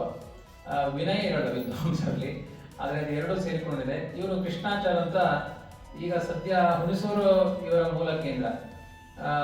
ಇವರು ವಿದ್ಯಾಪೀಠದಲ್ಲಿ ಅಧ್ಯಯನ ಮಾಡಿ ಅಲ್ಲಿಯ ವೇದಾಂತ ಉಪನಿಷತ್ತು ಒಳ್ಳೆ ಅನುಭಾವಿ, ತುಂಬಾ ಆಧ್ಯಾತ್ಮಿಕವಾದ ಭಾವನೆಗಳಿದೆ. ನನ್ನ ಮಗ ರಾಘವನಿಗೆ ಇವರೆಲ್ಲ ಗುರುಗಳು. ಅವರೆಲ್ಲ ತುಂಬಾ ಚೆನ್ನಾಗಿ ಅವನು ಈಗ ಅಧ್ಯಯನಶೀಲನಾಗಿದ್ದಾನೆ ಇವರ ಅನುಗ್ರಹಗಳಿಂದ. ಕೀರ್ತಿ ದೊಡ್ಡದಿದೆ, ಮೂರ್ತಿ ಚಿಕ್ಕದಿದೆ, ಆದರೂ ಅವರ ಶಕ್ತಿ, ಅವರು ಮಾಡುವ ಕೆಲಸಗಳು ತುಂಬಾ ದೊಡ್ಡದಿದೆ. ಕೆಲವು ಮಠಗಳಿಂದೆಲ್ಲ ಈ ಪರೀಕ್ಷೆಗಳು ಅನ್ನುವ ಆಯೋಜನೆ ತುಂಬಾ ಮಾಧ್ಯಮ ವಲಯದಲ್ಲಿ ನಡೀತಾ ಇದೆ ಇತ್ತೀಚಿನ ದಿನಗಳಲ್ಲಿ. ಅದರಲ್ಲಿ ಸೋದೆ ಮಠದಿಂದ ವಾದಿರಾಜರ ಗ್ರಂಥಗಳನ್ನ ಅಧ್ಯಯನ ಮಾಡಿಸಬೇಕು ಅಂತ ಲಕ್ಷ್ಮೀ ಶೋಭಾನ, ಸ್ವಪ್ನಪದ, ವೈಕುಂಠ ವರ್ಣನೆ, ಆಮೇಲೆ ತೀರ್ಥ ಪ್ರಬಂಧ, ಸ್ತೋತ್ರಗಳು, ಇನ್ನ ರಾಜರ ಗ್ರಂಥಗಳು, ಸರಸಭಾರತಿ ವಿಲಾಸ, ಅವರ ಬೇರೆ ಯುಕ್ತಿ ಮಲ್ಲಿಕಾದಿ ಗ್ರಂಥಗಳು, ಇದಕ್ಕೆಲ್ಲ ಒಂದು ಅಧ್ಯಯನಕ್ಕೆ ಇಷ್ಟಿಷ್ಟು ಸಂಭಾವನೆ ಅಂತ ನಿಗದಿಪಡಿಸಿ ಅದರ ಪಾಠಗಳು ನಡೆಯುತ್ತೆ. ಅಂದ್ರೆ ಆ ಪರೀಕ್ಷೆಗೆ ಯಾರು ಬರ್ತಾರೆ ಅವರಿಗೆ ವರ್ಷ ಪೂರ್ತಿ ಪಾಠಗಳಾಗುತ್ತೆ. ಆ ಪಾಠವನ್ನೆಲ್ಲ ಕೇಳಿ ನೂರಾರು ಪ್ರಶ್ನೋತ್ತರ ವಾಟ್ಸ್ಆ್ಯಪ್ ಮೂಲಕ ಎಲ್ಲ ನಡೀತಾ ಇರುತ್ತೆ. ಅದರಲ್ಲಿ ಯಾರು ಚೆನ್ನಾಗಿ ಅಧ್ಯಯನ ಮಾಡಿದ್ದಾರೆ ಅವರನ್ನೆಲ್ಲ ಪರೀಕ್ಷೆ ಕರೆಸಿ ಸೋದೆಯಲ್ಲೇ ಪರೀಕ್ಷೆಗಳನ್ನ ಮಾಡ್ತಾರೆ. ಎಷ್ಟು ಜನ ಮಕ್ಕಳನ್ನ ಅಲ್ಲಿಗೆ ಕರ್ಕೊಂಡು ಹೋಗೋದು ಶ್ರಮಸಾಧ್ಯ ಅಂತ ಹೇಳಿ ಸ್ವಾಮಿಗಳು ನಾನೇ ಇಲ್ಲಿ ಕಳಿಸಿಕೊಡ್ತೀನಿ ಅಂತ ಇದನ್ನ ಕೇಂದ್ರ ಮಾಡಿ ಇಲ್ಲಿ ಇವತ್ತು ಬೆಳಿಗ್ಗೆಯಿಂದ ಪರೀಕ್ಷೆಗಳಾಗಿದೆ. ತುಮಕೂರಿಂದ ಬಂದಿದ್ರು, ಬೆಂಗಳೂರಿಂದ ಬಂದಿದ್ರು, ಬೇರೆ ಬೇರೆ ಹುಣಸೂರಿಂದ, ಬೇರೆ ಬೇರೆ ಕಡೆಯಿಂದ ಎಲ್ಲ ಇಲ್ಲಿ ಪರೀಕ್ಷಾ ಕೇಂದ್ರ ಆಗಿ ಇಲ್ಲಿ ಪರೀಕ್ಷೆಗಳು ಸಂಪನ್ನವಾಗಿದೆ. ಈಗ ಈ ಮಕ್ಕಳಿಗೆಲ್ಲ ತುಂಬಾ ಕುತೂಹಲ ಇದೆ. ಯಾಕೆಂದ್ರೆ ಅವರು ಯಾವ ಯಾವ ಶ್ರೇಣಿಯಲ್ಲಿ ತೇರ್ಗಡೆ ಆಗಿದ್ದಾರೆ. 3 ಗಂಟೆಯ ಪರೀಕ್ಷೆ, ಲೇಖನ ಪರೀಕ್ಷೆ, 2 ಗಂಟೆಯ ವಾಚ ಪರೀಕ್ಷೆ, ಮುಖೋದ್ಗತವಾಗಿ ಹೇಳಬೇಕು. ಪುಸ್ತಕ ಯಾವುದು ಯಾರ ಹತ್ರ ಇರುವುದಿಲ್ಲ. ಅದರಲ್ಲಿ ಎಲ್ಲಾ ರೀತಿ ಪದಗಳನ್ನ ಹೇಳಿ ಹೀಗೆಲ್ಲ ಕೇಳಿ ಪ್ರಶ್ನೆಗಳನ್ನೆಲ್ಲ ಮಾಡಿದ್ದಾರೆ. ಅದರಲ್ಲಿ ನಮ್ಮ ಮಕ್ಕಳು ಎಷ್ಟು ಜನ ತೇರ್ಗಡೆ ಆಗಿದ್ದಾರೆ, ಯಾವ ಶ್ರೇಣಿಯಲ್ಲಿದ್ದಾರೆ ಅನ್ನೋದನ್ನೆಲ್ಲ ಮುಂದೆ ವಾದಿರಾಜಾಚಾರ್ಯ ಹೇಳಬೇಕು. ಪ್ರಧಾನವಾಗಿ ಏನು ಅಂದ್ರೆ ಭಂಡಾರಕೆರೆ ಸ್ವಾಮಿಗಳ ಮನೆಯಲ್ಲಿ ಬಂದಾಗ ಹೇಳ್ತಾ ಇದ್ದಾರೆ, ಕುಪ್ಪಣ್ಣ ಭಟ್ರು ಅಂತ ವಿದ್ಯಾಮಾನ್ಯ ತೀರ್ಥರ ತಂದೆ ನನಗೆ ಒಳ್ಳೆಯ ಜ್ಞಾನಿಯಾದ ಮಗ ಹುಟ್ಟಬೇಕು ಅಂತ ಪ್ರತಿದಿನ ಪ್ರಾತಃ ಕಾಲದಲ್ಲಿ 4 ಪ್ರಬಂಧಗಳನ್ನು ಪಾರಾಯಣ ಮಾಡ್ತಾ ಇದ್ರಂತೆ. ಆ ಪುಣ್ಯದಿಂದ ವಿದ್ಯಾಮಾನ್ಯರ ಮಗನಾಗಿ ಹುಟ್ಟಿದ್ರು ಅಂತ ಮೊನ್ನೆ ಭಂಡಾರಕೆರೆ ಸ್ವಾಮಿಗಳಿಗೆ ಬಂದಾಗ ಹೇಳ್ತಾ ಇದ್ದಾರೆ. ಅಂದ್ರೆ ಅಷ್ಟು ಒಂದು ಶಕ್ತಿ, ದೈವಿ ಶಕ್ತಿಯನ್ನು ಆವಾಹನೆ ಮಾಡುವ ಸಾಮರ್ಥ್ಯ ತೀರ್ಥ ಪ್ರಬಂಧ ಗ್ರಂಥಕ್ಕಿದೆ. ಯಾಕಿದೆ ಅಂತಂದ್ರೆ ವಾದಿರಾಜರು ತೀರ್ಥ ನೋಡಿ ವರ್ಣನೆ ಮಾಡಿದಲ್ಲ, ತೀರ್ಥಾಭಿಮಾನಿಯನ್ನ ನೋಡಿ ವರ್ಣನೆ ಮಾಡಿದ್ರು. ಕೆಲವೊಂದು ಕಡೆ ಅವರೇ ನಮ್ಮನ್ನು ವರ್ಣನೆ ಮಾಡಿ ಅಂತ. ಈ ಎಲ್ಲೂರಿಗೆ ಹೋದಾಗ ಅಲ್ಲಿಯ ನಂದಿ ಹೇಳ್ತಾನಂತೆ, ನೀವು ರುದ್ರದೇವ ಸ್ತೋತ್ರ ಮಾಡಿದಿರಿ, ವಾದಿರಾಜನಿಗೆ ಹೊರಟಾಗ ನನ್ನನ್ನು ವರ್ಣನೆ ಮಾಡಿ ಕೇಳ್ಕೊಂಡಂತೆ ನಂದಿ ಪ್ರತ್ಯಕ್ಷವಾಗಿ. ಆಯ್ತು ಅಂತ ಅವರನ್ನು ವರ್ಣನೆ ಮಾಡಿದ್ದಾರೆ, ಅಲ್ಲಿ ನಂದಿಯನ್ನು ಸ್ತೋತ್ರ ಮಾಡಿದ್ದಾರೆ. ಹೀಗೆ ಕೇಳಿಸಿಕೊಂಡು ಅಂದ್ರೆ ಭಕ್ತರಿಗೆ ಅನುಗ್ರಹ ಆಗಲಿ ಎನ್ನುವ ದೃಷ್ಟಿಯಿಂದ ವಾದಿರಾಜರು ಸ್ತೋತ್ರ ಮಾಡಿದ ಕಂಡು ಮಾಡಿದ ಸ್ತೋತ್ರಗಳು. ಅಲ್ಲಲ್ಲಿ ಹೇಳ್ತಾರೆ, ನಾನು ಹಯಗ್ರೀವನನ್ನೇ ಇಲ್ಲಿ ನೋಡಿದೆ, ಅವನು ನನಗೆ ಇಷ್ಟಾರ್ಥಗಳನ್ನ ಈ ಕ್ಷೇತ್ರದಲ್ಲಿ ನೀಡಿದ. ದ್ವಾರಾವತಿ ಏನು ಮುಮರ್ಥಕರೀನಃ ಅಂತ, ದ್ವಾರಾವತಿ ನನ್ನ ಇಷ್ಟಾರ್ಥಗಳನ್ನು ಪೂರೈಸಿದ ಕ್ಷೇತ್ರ ಇದು. ಆಮೇಲೆ ಹಯಗ್ರೀವ ದೇವರು ಪ್ರತ್ಯಕ್ಷ ಆಗಿದ್ದು, ವೇದವ್ಯಾಸರನ್ನು ಪ್ರತ್ಯಕ್ಷವಾಗಿ ಪ್ರಯಾಗದಲ್ಲಿ ನೋಡಿ ವರ್ಣನೆ ಮಾಡಿದ್ದು. ಹೀಗೆ ತುಂಬಾ ಒಂದು ಪಂಡರಾಪುರಕ್ಕೆ ಹೋದಾಗ ದೇವಪೆಟ್ಟಿಗೆ ತೆಗೆದ್ರೆ ಹಯಗ್ರೀವ ದೇವರ ಪ್ರತಿಮೆ ಇಲ್ಲಂತೆ. ಹೇಗಿದೆ ನೋಡಿ ಪವಾಡ. ನಮ್ದು ಇರಲ್ಲ ಪೆಟ್ಟಿಗೆಯಲ್ಲಿ, ಯಾರೋ ಹಾರಿಸ್ಬಿಟ್ಟಿರ್ತಾರೆ. ಇಲ್ಲಿಗೆ ಹಯಗ್ರೀವ ಹಾರ್ಕೊಂಡು ಹೋಗಿದ್ದಾನೆ. ಸ್ವಲ್ಪ ಹೊತ್ತಿಗೆ ಕೃಷಿಕ ಬಂದಂತೆ, ನಿಮ್ ಮಠದ ಯಾವ್ದೋ ಕುದುರೆ ನಮ್ಮ ಹೊರದಲ್ಲಿ ಮೇಯ್ತಾ ಇದೆ. ವಾದಿರಾಜರು ಮಂದಹಾಸ ಬೀರ್ತಾರೆ. ಅಂದ್ರೆ ಅವರು ಪಂಚಲೋಹದ ವಿಗ್ರಹ ಪೂಜೆ ಮಾಡಿದವರಲ್ಲ. ಅವರ ಇತಿಹಾಸದ ಪ್ರಕಾರ ಪೆಟ್ಟಿಗೆಯಲ್ಲಿ ಪಂಚಲೋಹದ ವಿಗ್ರಹ ಇಟ್ಬಿಟ್ಟು ಆಮೇಲೆ ಅದನ್ನ ಪೆಟ್ಟಿಗೆ ಕಟ್ಟಿ ನಾಳೆ ಬೆಳಿಗ್ಗೆ ಪ್ರತಿಮೆಯನ್ನು ಮತ್ತೆ ನಾಳೆ ಪ್ರತಿಮೆಯೇ ಕಾಣೋದು ನಮಗೆ. ಅವರು ಚಿನ್ಮಯ ರೂಪವನ್ನು ಕಂಡವರು. ಪ್ರತಿದಿನ ಆ ಹಯಗ್ರೀವನ ಒಂದು ಅನುಗ್ರಹಕ್ಕೆ ಪಾತ್ರರಾದವರು. ಒಂದು ಕ್ಷಣ ದೇವರನ್ನು ನೋಡಿದ್ರೆ ದೊಡ್ಡ ಅಪರೋಕ್ಷ ಅಂತ ಹೇಳಿದ್ದಾರೆ. ಅಂತಹದ್ದು ಪ್ರತಿದಿನ ಹಯಗ್ರೀವ ದೇವರ ಜೊತೆಗೆ ಒಡನಾಟ ಇಟ್ಟುಕೊಂಡಿದ್ದಾರೆ ಅಂದ್ರೆ ಅವರ ಮಹಿಮೆ ಅಂತಹದ್ದು. ಇದೆಲ್ಲ ಅದ್ಭುತವಾದ ಒಂದು ಅನುಭವ. ವಾದಿರಾಜರು ಅಂದ್ರೆ ಅವರು ಪ್ರತ್ಯಕ್ಷವಾದ ಕಲಿಯುಗದಲ್ಲಿ ದೇವರೊಟ್ಟಿಗೆ ಒಡನಾಟ ಇಟ್ಟುಕೊಂಡ ಭಾವಿ ಸಮೀರರು ಒಂದು ಉಪಾಸನೆ ಮಾಡುವ ಕ್ರಮ ಇದೆ. ಅಂತಹ ಒಂದು ಆ ವಾದಿರಾಜರ ಗ್ರಂಥಗಳ ಒಂದು ಚಿಂತನೆಯನ್ನ ಮಕ್ಕಳೆಲ್ಲ ಅವರ ಯೋಗ್ಯತೆಗೆ ಪೂರ್ಣವಾಗಿ ಅಧ್ಯಯನ ಮಾಡಿದ್ದಾರೆ. ವಂಚನೆ ಇಲ್ಲದೆ ಅದನ್ನ ಪರೀಕ್ಷೆ ಕೊಟ್ಟಿದ್ದಾರೆ. ಅದರ ಬಗ್ಗೆ ನಮ್ಮ ವಾದಿರಾಜಾಚಾರ್ಯ ಶ್ರೀ ಗುರುಭ್ಯೋ ನಮಃ. ಹರಿ ಕರೋತು ಮಮ ಕಲ್ಯಾಣಂ ಹರಿರ್ಹಯಮುಖಾವಿದಃ ಗುರುಶ್ಚ ಮಧ್ವನಾಮಾಮೇ ವರದೋಸ್ತು ನಿರಂತರಂ.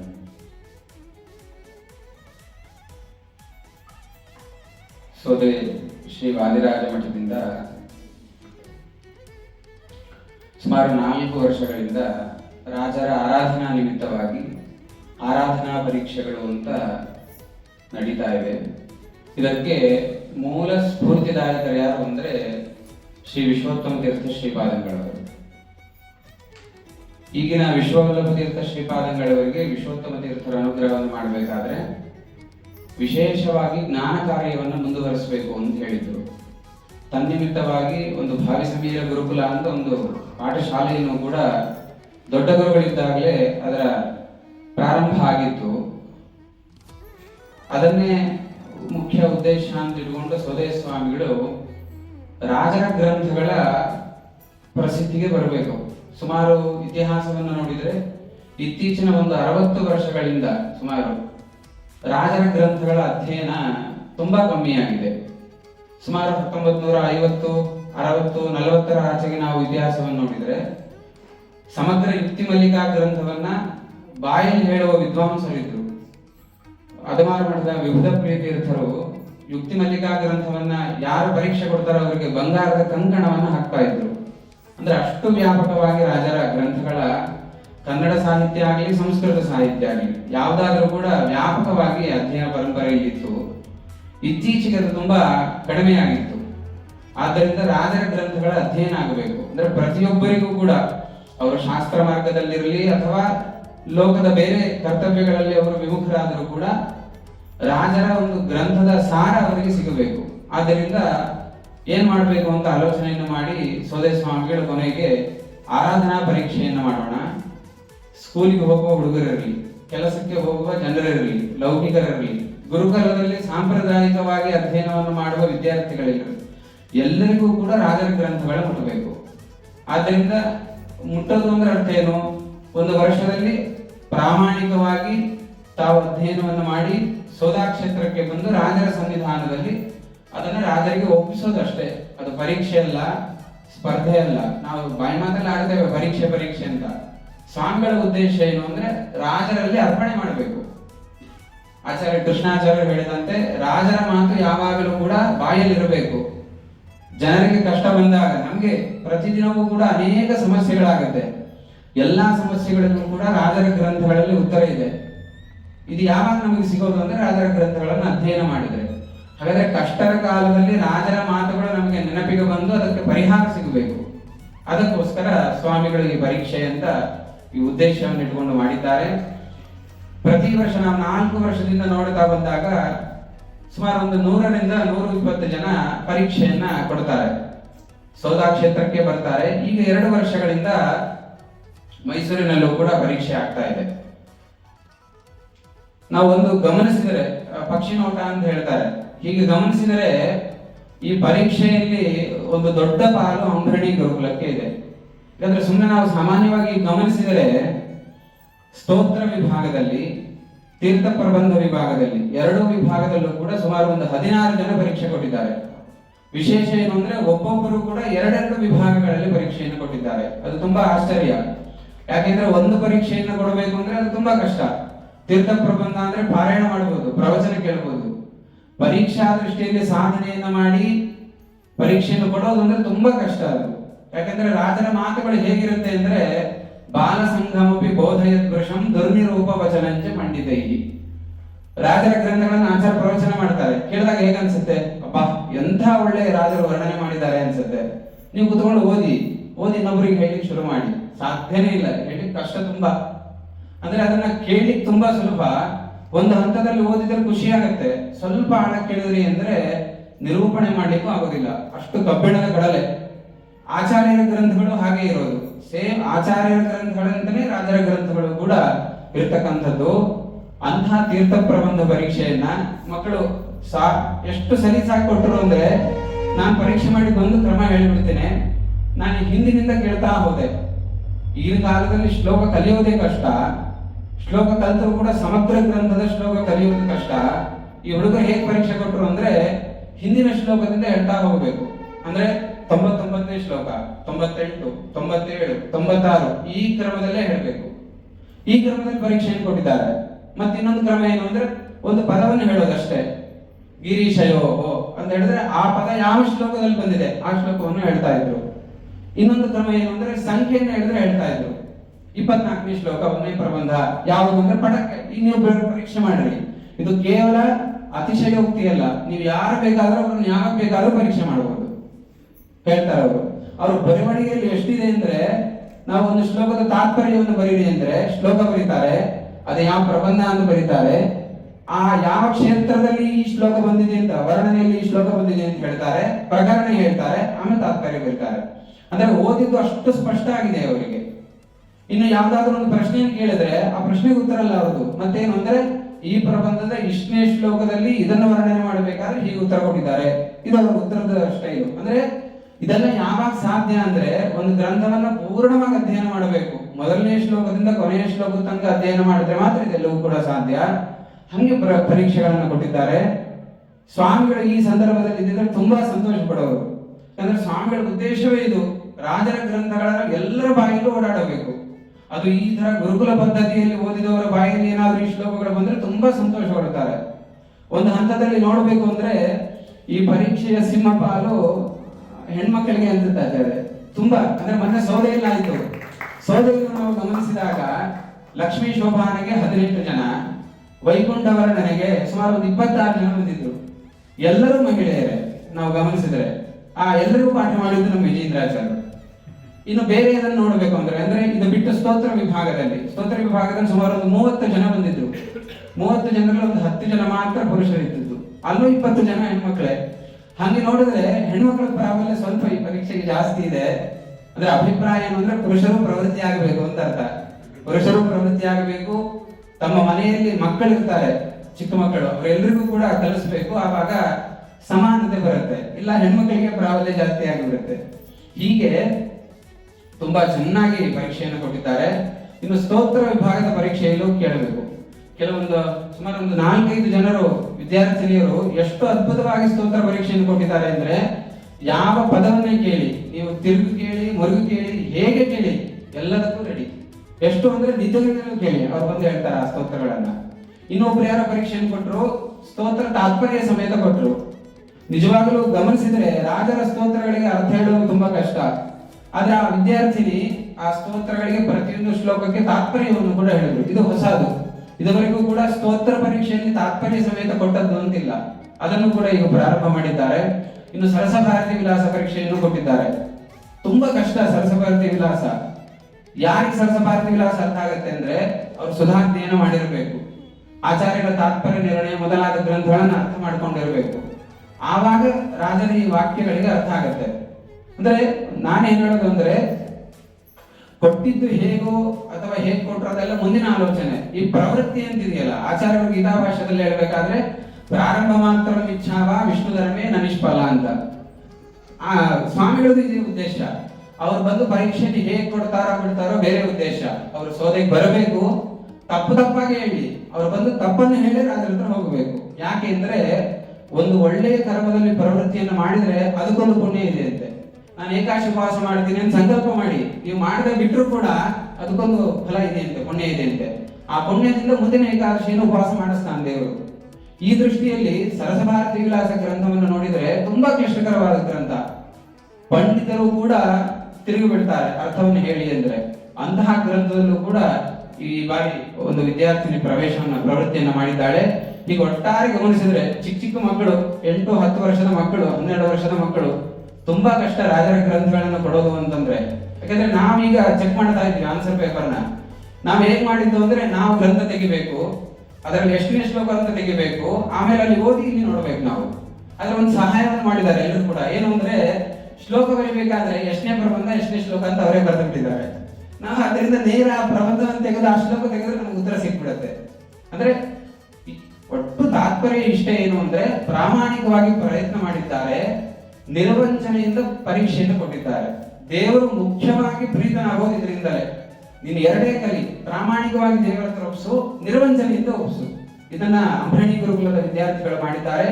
ಅವಶ್ಯವಾಗಿ ಈ ಕೆಲಸದಿಂದ ರಾಜರು, ಸ್ವಾಮಿಗಳು, ರಾಜರ ಅಂತರ್ಯಾಮಿಯಾದಂತಹ ಹಯಗ್ರೀವ ದೇವರು ವಿಶೇಷವಾಗಿ ಅವರಿಗೆ ಅನುಗ್ರಹವನ್ನು ಮಾಡ್ತಾರೆ.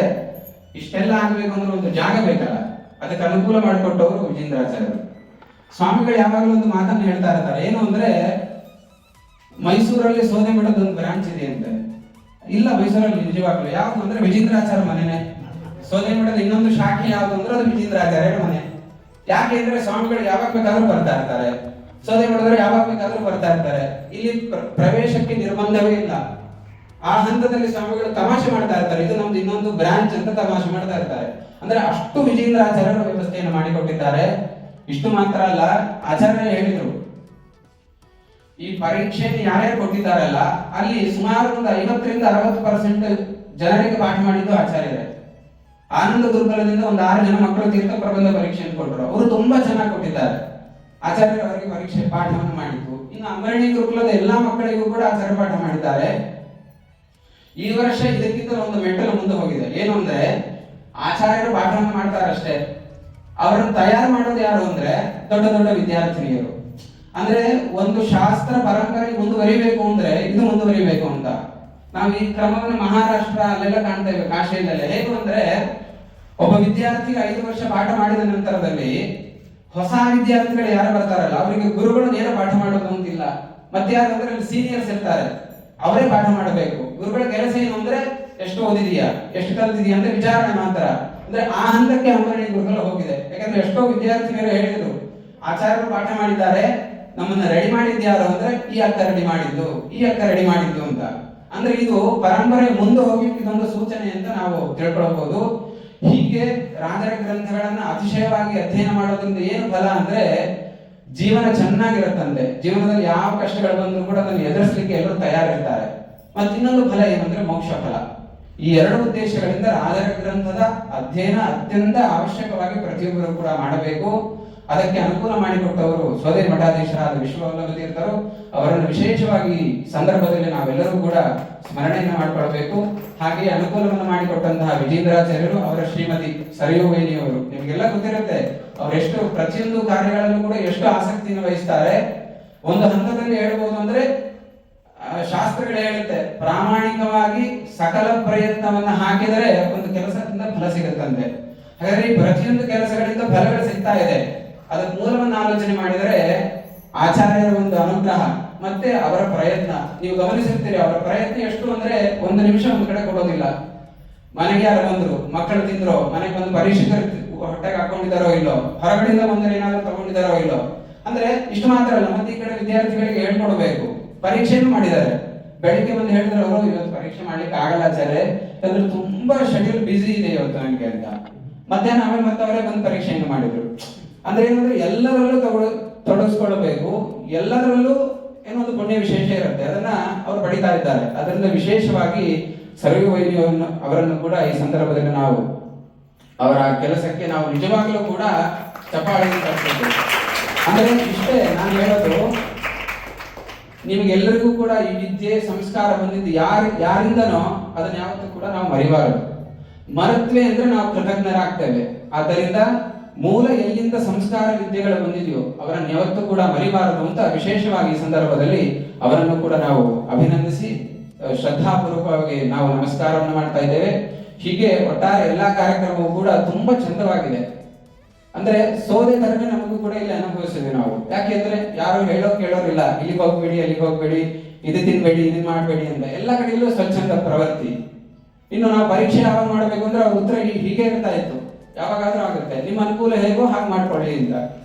ಒಟ್ಟಾರೆ ನಾವು ಸ್ವತಂತ್ರವಾಗಿದ್ದು ಈ ಪರೀಕ್ಷೆಗಳನ್ನೆಲ್ಲವನ್ನು ಕೂಡ ಆಚಾರ್ಯರ ನೇತೃತ್ವದಲ್ಲಿ ವಹಿಸಿದ್ದೇವೆ. ಇದರಿಂದ ತುಂಬಾ ಸಂತೋಷವಾಗಿದೆ, ಮುಖ್ಯವಾಗಿ ಸ್ವಾಮಿಗಳಿಗೆ ಸಂತೋಷವಾಗಿದೆ ಅಂತ ನಾನು ಭಾವಿಸ್ತೇನೆ. ಇಷ್ಟೇ ಹೇಳ್ತಾ ಒಂದೆರಡು ಮಾತುಗಳನ್ನ ಮಾತನಾಡಲು ಅನುಕೂಲ ಮಾಡಿಕೊಟ್ಟಿರ್ತಕ್ಕಂಥ ಆಚಾರ್ಯರಿಗೆ ಶ್ರದ್ಧಾಪೂರ್ವಕವಾಗಿ ನಮಸ್ಕಾರವನ್ನ ಸಲ್ಲಿಸುತ್ತಾ ನನ್ನ ಮಾತನ್ನು ಮುಗಿಸ್ತೇನೆ. ಶ್ರೀಕೃಷ್ಣ.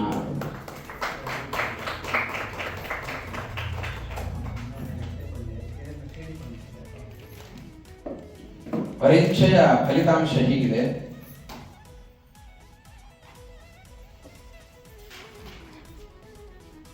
ಕೆಲವರು ಎರಡೆರಡು ವಿಭಾಗಗಳಲ್ಲಿ ಪರೀಕ್ಷೆಯನ್ನು ಕೊಟ್ಟಿದ್ದಾರೆ. ಸ್ತೋತ್ರ ಮತ್ತು ತೀರ್ಥ ಪ್ರಬಂಧ ಅಂತ ಎರಡು ವಿಭಾಗಗಳಲ್ಲಿ ವೈಷ್ಣವಿ ಮತ್ತೆ ಹರಿಪ್ರಿಯಾ ಎನ್ನುವರು ಪರೀಕ್ಷೆಯನ್ನು ಕೊಟ್ಟಿದ್ದಾರೆ. ಅದರಲ್ಲಿ ವೈಷ್ಣವಿ ಎಂಬ ವಿದ್ಯಾರ್ಥಿನಿ ಲಕ್ಷ್ಮೀ ಶೋಭಾನೆ ವಿಭಾಗದಲ್ಲಿ ವಿಶಿಷ್ಟ ಶ್ರೇಣಿಯನ್ನು ಪಡೆದಿದ್ದಾಳೆ. ಅದೇ ರೀತಿಯಾಗಿ ತೀರ್ಥ ಪ್ರಬಂಧ ವಿಭಾಗದಲ್ಲಿ ವಿಶಿಷ್ಟ ಶ್ರೇಣಿಯನ್ನು ಪಡೆದಿದ್ದಾರೆ. ಹಾಗೆಯೇ ಸ್ತೋತ್ರ ವಿಭಾಗದಲ್ಲಿ ದ್ವಿತೀಯ ಶ್ರೇಣಿಯನ್ನು ಪಡೆದಿದ್ದಾಳೆ. ಹರಿಪ್ರಿಯಾ ಆ ವಿದ್ಯಾರ್ಥಿನಿಯು ಕೂಡ ತೀರ್ಥ ಪ್ರಬಂಧ ಪರೀಕ್ಷೆಯಲ್ಲಿ ವಿಶಿಷ್ಟ ಶ್ರೇಣಿಯನ್ನು ಪಡೆದಿದ್ದಾಳೆ. ಸ್ತೋತ್ರ ಪರೀಕ್ಷೆಯಲ್ಲಿ ಪ್ರಥಮ ಶ್ರೇಣಿಯನ್ನು ಪಡೆದಿದ್ದಾಳೆ. ಸರಸಭಾರತಿ ವಿಲಾಸ ರಾಜರ ಗ್ರಂಥ, ಆ ಗ್ರಂಥದಲ್ಲಿ ರಾಧಿತಾ ಎಂಬ ವಿದ್ಯಾರ್ಥಿನಿ ಕೊಟ್ಟಿದ್ದು. ವಾಕ್ ಪರೀಕ್ಷೆ ಮಾತ್ರ ಆಗಿದೆ, ಲೇಖನ ಪರೀಕ್ಷೆ ಇನ್ನೂ ತಿಂದಿಲ್ಲ. ಅದರ ಫಲಿತಾಂಶವನ್ನ ನಂತರದಲ್ಲಿ ಹೇಳ್ತೇವೆ. ಇನ್ನು ಲಕ್ಷ್ಮೀ ಶೋಭಾನೆ ಪರೀಕ್ಷೆಯಲ್ಲಿ ಧನ್ಯ ಎಂಬ ವಿದ್ಯಾರ್ಥಿನಿ ದ್ವಿತೀಯ ಶ್ರೇಣಿಯನ್ನು ಪಡೆದಿದ್ದಾರೆ. ಆ ದ್ವಿತೀಯ ಶ್ರೇಣಿ ಅಂದ್ರೆ 50 ಮಾರ್ಕ್ಸ್ ಅಂತಲ್ಲ, ನಮ್ ಲೆಕ್ಕಾಚಾರ ಹೇಳಿಬಿಡ್ತೇನೆ. ದ್ವಿತೀಯ ಶ್ರೇಣಿ ಅಂದ್ರೆ 70ರಿಂದ 90 ತನಕ ಬಂದ್ರೆ ದ್ವಿತೀಯ ಶ್ರೇಣಿ, 90ರಿಂದ 95 ತನಕ ಬಂದ್ರೆ ಪ್ರಥಮ ಶ್ರೇಣಿ, ಅದರ ಮೇಲೆ ಬಂದ್ರೆ ವಿಶಿಷ್ಟ ಶ್ರೇಣಿ ಅಂತ ಅರ್ಥ. ಅದರಿಂದ 60 ಮಾರ್ಕ್ಸ್ ಬಂದ ತಕ್ಷಣ ಅವರು ದ್ವಿತೀಯ ಶ್ರೇಣಿ ಅಂತ ಯಾರು ಭಾವಿಸೋದು ಬೇಡ. ಇಲ್ಲವೇ ಇಲ್ಲ ಹಾಗೆ. ಇನ್ನು ರಾಜಿತಾ ಎಂಬ ವಿದ್ಯಾರ್ಥಿನಿ ವಿಶಿಷ್ಟ ಶ್ರೇಣಿಯಲ್ಲಿ ಉತ್ತೀರ್ಣರಾಗಿದ್ದಾರೆ. ಇನ್ನು ತೀರ್ಥ ಪ್ರಬಂಧ ಪರೀಕ್ಷೆಯಲ್ಲಿ ಮೃದುಲಾ ಎಂಬ ವಿದ್ಯಾರ್ಥಿನಿ ವಿಶಿಷ್ಟ ಶ್ರೇಣಿಯಲ್ಲಿ ಉತ್ತೀರ್ಣರಾಗಿದ್ದಾರೆ. ಸಮನ ಎಂಬ ವಿದ್ಯಾರ್ಥಿಯು ವಿಶಿಷ್ಟ ಶ್ರೇಣಿಯಲ್ಲಿ ಉತ್ತೀರ್ಣರಾಗಿದ್ದಾರೆ. ಸಮ್ಯಜ್ಞ ಪ್ರಥಮ ಶ್ರೇಣಿಯಲ್ಲಿ ಉತ್ತೀರ್ಣರಾಗಿದ್ದಾರೆ. ನುತಿಶ್ರೀ ದ್ವಿತೀಯ ಶ್ರೇಣಿ. ಅಭಿಜ್ಞಾ ಅವಳು ಕೂಡ ದ್ವಿತೀಯ ಶ್ರೇಣಿಯಲ್ಲಿ ಉತ್ತೀರ್ಣರಾಗಿದ್ದಾರೆ. ಪ್ರಮತಿಯು ಕೂಡ ದ್ವಿತೀಯ ಶ್ರೇಣಿಯಲ್ಲಿ ಉತ್ತೀರ್ಣರಾಗಿದ್ದಾರೆ. ಅನನ್ಯ ದ್ವಿತೀಯ ಶ್ರೇಣಿ. ಪ್ರಜ್ಞಾ ದ್ವಿತೀಯ ಶ್ರೇಣಿ. ಹರಿಣಿ ಎಂಬ ವಿದ್ಯಾರ್ಥಿನಿ ವಾಕ್ ಪರೀಕ್ಷೆಯನ್ನು ಕೊಟ್ಟಿದ್ದಾಳೆ. ಅಂದ್ರೆ ಅವಳು ಸೋದೆಯಲ್ಲಿ ಮೊದಲನೇ ಪ್ರಬಂಧವನ್ನು ಪರೀಕ್ಷೆ ಕೊಟ್ಟಿದ್ದು, ಎರಡನೇ ಪ್ರಬಂಧದಲ್ಲಿ ವಾಕ್ ಪರೀಕ್ಷೆಯನ್ನು ಕೊಟ್ಟಿದ್ದಾಳೆ. ತುಂಬಾ ಚೆನ್ನಾಗಿ ಕೊಟ್ಟಿದ್ದಾಳೆ ಅಂತ ಪರೀಕ್ಷಕರು ಹೇಳಿದ್ದಾರೆ. ಕೇವಲ ವಾಕ್ ಪರೀಕ್ಷೆಯಲ್ಲಿ ಅವರಿಗೆ ಪರೀಕ್ಷಕರು 93 ಅಂಕಗಳನ್ನು ಹಾಕಿದ್ದಾರೆ. ವಾಗ್ದೇವಿ ಅನ್ನೋ ವಿದ್ಯಾರ್ಥಿನಿ ತೃತೀಯ ಶ್ರೇಣಿಯಲ್ಲಿ ಪಾಸ್ ಆಗಿದ್ದಾಳೆ. ಇನ್ನು ಸ್ತೋತ್ರ ಪರೀಕ್ಷೆಯಲ್ಲಿ ಪ್ರಮತಿ ಎಂಬ ವಿದ್ಯಾರ್ಥಿನಿ ವಿಶಿಷ್ಟ ಶ್ರೇಣಿ. ಅಭಿಜ್ಞಾ ಎಂಬ ವಿದ್ಯಾರ್ಥಿನಿ ದ್ವಿತೀಯ ಶ್ರೇಣಿ. ಅನನ್ಯ ಎಂಬ ವಿದ್ಯಾರ್ಥಿ ತೃತೀಯ ಶ್ರೇಣಿ. ಯುತಿಶ್ರೀಯು ಕೂಡ ತೃತೀಯ ಶ್ರೇಣಿ. ಸಮ್ಯಜ್ಞ ಎಂಬ ವಿದ್ಯಾರ್ಥಿ ವಿಶಿಷ್ಟ ಶ್ರೇಣಿಯಲ್ಲಿ ಉತ್ತೀರ್ಣರಾಗಿದ್ದಾರೆ.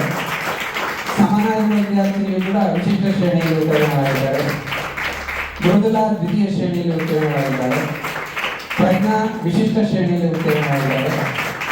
ವೈಷ್ಣವಿ ಆರ್ ಅವಳು ತೃತೀಯ ಶ್ರೇಣಿಯಲ್ಲಿ ಉತ್ತೀರ್ಣರಾಗಿದ್ದಾರೆ.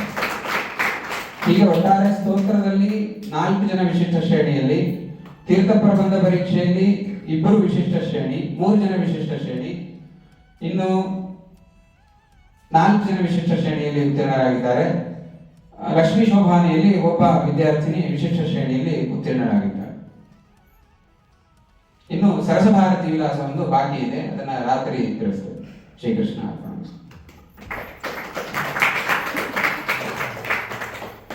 ಪರೀಕ್ಷೆ ಕೊಟ್ಟವರಿಗೆಲ್ಲ ಸ್ವಾಮಿಗಳು ಸಂಭಾವನೆ ಕೊಡ್ತಾ ಇದ್ದಾರೆ. ಇದು ಒಂದು ಪರೀಕ್ಷೆ ವಿಭಾಗವನ್ನ ಆಚಾರ್ಯ ಹೇಳಿದ್ರು. ಅವರು 3 ವೇದಗಳ ಅಧ್ಯಯನ ಸೋದೆಯಲ್ಲಿ ಆರಂಭ ಆಯಿತು. ಅದನ್ನು ನೋಡಿ ಬೇರೆ ಗುರುಕುಲಗಳಲ್ಲಿ ಆರಂಭ ಮಾಡಿದ್ದಾರೆ. ಸಾಮವೇದ, ಯಜುರ್ವೇದ ಎಲ್ಲ ಇಲ್ಲಿ ನೋಡಿ ನಮ್ಮ ಗುರುಕುಲದಲ್ಲಿ ಈ ಕೊರತೆ ಇದೆ ಅಂತ. ಮತ್ತೆ ಈಗ ವಾಸ್ತವಿಕವಾಗಿ ಸೋದೆಯ ಗುರುಕುಲದಲ್ಲಿ ಮೊದಲು ಸಾಮವೇದ ಪಾಠ ಇತ್ತು, ಪೂರ್ಣಪ್ರಜ್ಞೆ ವಿದ್ಯಾಪೀಠದಲ್ಲಿ ಇರಲಿಲ್ಲ. ಈಗ ಪೂರ್ಣಪ್ರಜ್ಞೆ ವಿದ್ಯಾಪೀಠದಲ್ಲೂ ಸಾಮವೇದ ಅಧ್ಯಯನ ಅನ್ನೋದು ಆರಂಭ ಆಯಿತು. ಹೀಗೆ ಆಧ್ಯಾತ್ಮಿಕವಾದ ಕಾಂಪಿಟೇಷನ್. ವಾಯುದೇವ ಹೇಳ್ತಾ ಇದ್ರಂತೆ, ರಾಮದೇವ್ರ ಸೇವೆ ಮಾಡಲಿಕ್ಕೆ ನಾನೇ ಆಯ್ಕೆ ಆಗಬೇಕು ಅಂತ. ಇದರಲ್ಲಿ ಕಾಂಪಿಟೇಷನ್ ಇರಬೇಕು. ಅಂದ್ರೆ ಆಧ್ಯಾತ್ಮಿಕ ಸ್ಫೂರ್ತಿಗಳು ಪರಸ್ಪರ ಒಂದೇ ಗುರುಕುಲದಿಂದ ಇನ್ನೊಂದು ಗುರುಕುಲಕ್ಕೆ ಇರಬೇಕು ಅಂತ ವೇದ ಪರೀಕ್ಷೆ ಮಾಡಿಸ್ತಾರೆ. ಸಮಗ್ರ ಮುಖೋದ್ಗತವಾಗಿ ವೇದಾಧ್ಯಯನ ಆಗುತ್ತೆ ಅಲ್ಲಿ. ಅದಕ್ಕೆ ಪರೀಕ್ಷೆಗಳು ನಡೆಸ್ತಾರೆ. ಒಟ್ಟು ವರ್ಷಕ್ಕೆ ಪರೀಕ್ಷೆಗೋಸ್ಕರ ಗುರುಗಳು 15 ಲಕ್ಷ ಒಂದು ಸಂಭಾವನೆಗೋಸ್ಕರ ಮೀಸಲಾಗಿ ಇಡ್ತಾರೆ ಪ್ರತಿ ವರ್ಷ. ಅಷ್ಟೊಂದು ದೊಡ್ಡ ಸಮಗ್ರತೆಯಿಂದ ಈ ಒಂದು ನಮ್ಮ ಕೇವಲ ಮಾಧ್ವೀಯ ಭಾವನೆಯಿಂದ ಅಲ್ಲ, ಬ್ರಾಹ್ಮಣರ ವಿದ್ಯೆ ವೇದ. ಅದು ಯಾವ ಜಾತಿ ಅಂದ್ರೆ ಸ್ಮಾರ್ತರು ಬರ್ತಾರೆ, ಶ್ರೀ ವೈಷ್ಣವರು, ಮತ್ತೆ ಇವರು ಬರ್ತಾರೆ, ಮಾಧ್ವರು ಬರ್ತಾರೆ, ಎಲ್ಲ ವಲಯದವರೆಗೂ, ಬರೀ ಮಾಧ್ವರಿಗೆ ಮಾತ್ರ ಅಲ್ಲ. ವೇದ ಸಂರಕ್ಷಣೆ ಬ್ರಾಹ್ಮಣರ ಕರ್ತವ್ಯ ಅಂತ 120 ಜನ ಆ ವೇದ ಪರೀಕ್ಷೆಗೆ ಬರ್ತಾರೆ, ಪರೀಕ್ಷಕರು ಬರ್ತಾರೆ. ಅವರೆಲ್ಲ ವೇದ ಬ್ರಹ್ಮರೇವರು. ಅದು ಸಮಗ್ರ ಗ್ರಂಥಗಳನ್ನ ತಲೆ ಇಟ್ಟುಕೊಂಡು ವೇದ ಹೇಳೋದು ಬಹಳ ಕಷ್ಟ. ನಾವಿನ್ನೂ ಪುರುಷ ಸೂಕ್ತ ಸರಿಯಾಗಿ ಬರೋದಿಲ್ಲ ಅನ್ನೋ ಸ್ಥಿತಿಯಲ್ಲಿದ್ದೇವೆ. ಈಗ ನಮ್ಮ ದೇಶದ ಪ್ರಮುಖ ಪರೀಕ್ಷೆಗಳಲ್ಲಿ ಸೋದೆಯ ಪರೀಕ್ಷೆ ಒಂದು ಪ್ರಮುಖ ಸ್ಥಾನ ಅಲಂಕರಿಸಿದೆ. ಇಷ್ಟು ದೊಡ್ಡ ವಿದ್ಯಾ ಕ್ಷೇತ್ರವನ್ನ ಎಲ್ಲರೂ ಅಭಿನಂದಿಸಬೇಕು. ನೀವೆಲ್ಲ ನಿತ್ಯ ಶಾಸ್ತ್ರ ಅಧ್ಯಯನ ಮಾಡುವ ಆದ್ರಿಂದ ಸ್ವಲ್ಪ ಸಮಯ ಆದರೂ ಕೂಡ ಇದೊಂದು ಒಳ್ಳೆಯ ಈ ರೀತಿಯಾದ ಒಂದು ಏನ್ ನಡೀತಾ ಇದೆ ಅಂತ ಇದೆಲ್ಲ ಸಾಮಾನ್ಯ ಪ್ರಚಾರಕ್ಕೆ ನಡೆಯುವಂತಾಗಲ್ಲ. ಅಂದ್ರೆ ನಮಗೂ ಒಂದು ಮನಸ್ಸಿನಲ್ಲಿರುತ್ತೆ, ಈ ಮಕ್ಕಳು ಚೆನ್ನಾಗಿ ಓದಬೇಕು, ನಮಗೆ ಒಳ್ಳೆಯ ರೀತಿಯಲ್ಲಿ ಗುರುಕುಲದಲ್ಲಿ ಅಧ್ಯಯನ ಮಾಡಿದ್ದಾರೆ ಎನ್ನುವ ಕೀರ್ತಿ ಬೇಕು ಆ ಮಕ್ಕಳಿಗೆ. ಅವರ ತಂದೆ ತಾಯಿಗಳಿಗೆ ಯಾವುದೋ ಉದ್ದೇಶದಲ್ಲಿ ನಮ್ಮನ್ನ ಕಳಿಸಿರ್ತಾರೆ. ಯಾರನ್ನ ಕಳಿಸ್ಬೇಕಾದ್ರೆ ನಿಮ್ಮ ಮಡಿಲಿಗೆ ಹಾಕಿದ್ದೀನಿ, ನಿಮ್ದೇ ಜವಾಬ್ದಾರಿ ಅಂತ ಹೇಳಿರ್ತಾರೆ.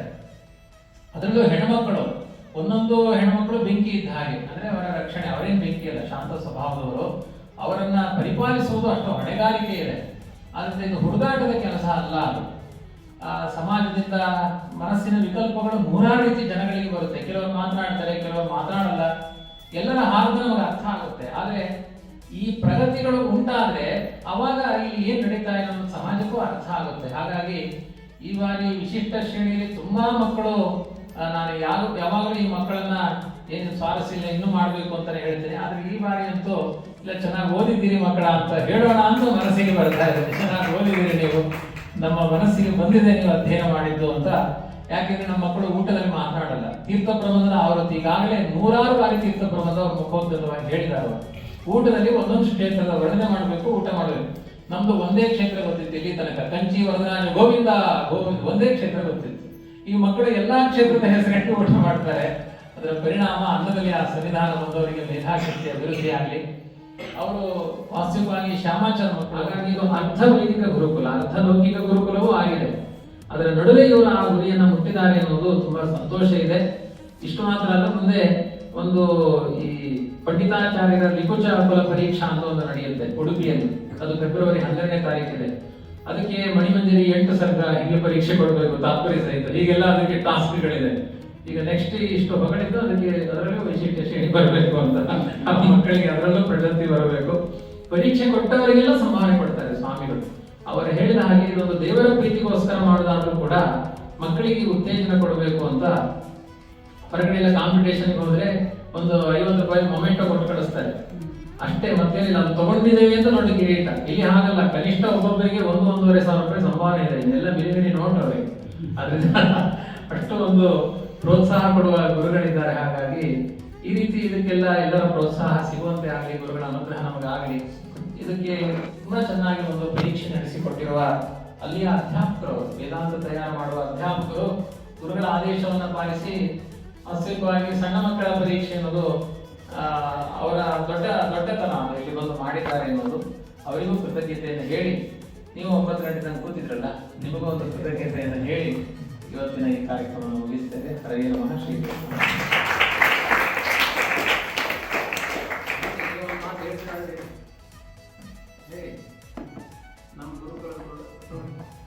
ಆಂಬಣಿ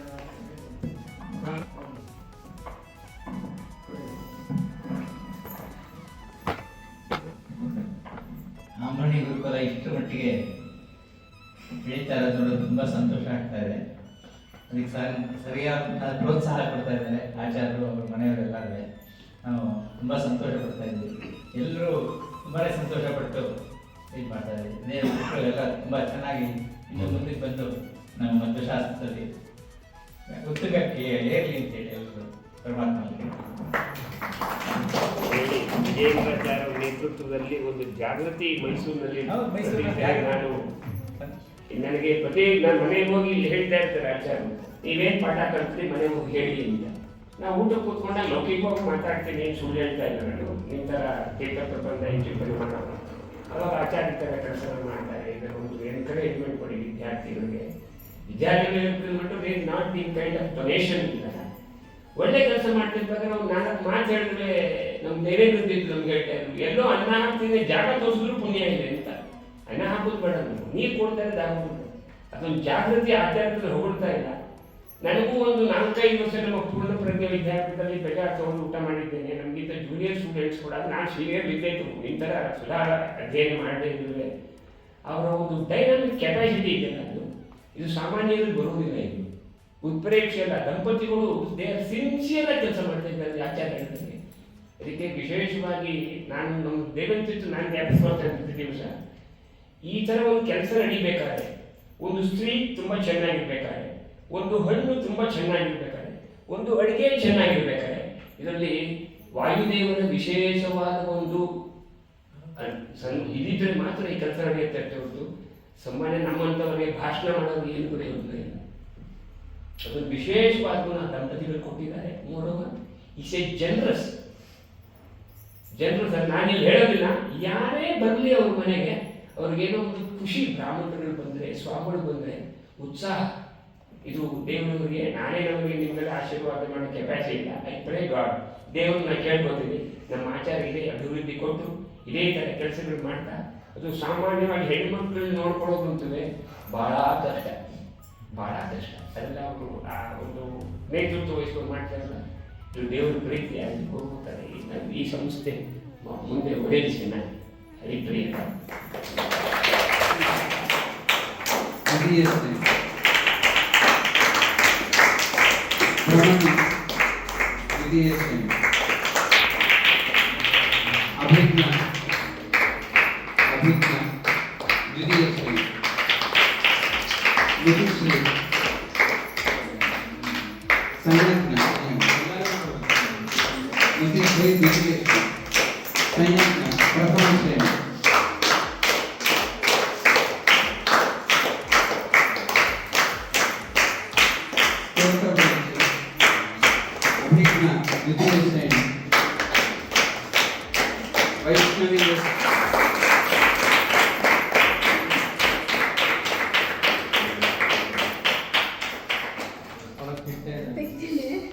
ಸ್ತೋತ್ರ ವಾಗ್ದೇವಿ.